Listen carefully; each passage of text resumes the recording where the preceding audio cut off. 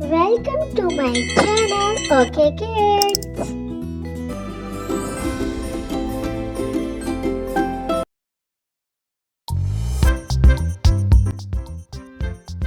A farmer had 4 sons. The 4 sons were hard workers, but always quarreled among themselves.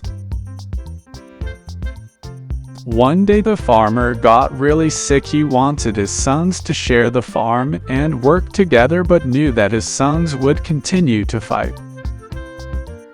The farmer decided to teach them a lesson. He called his 4 sons. He gave each son a stick and asked them to break it. Each son easily broke the stick.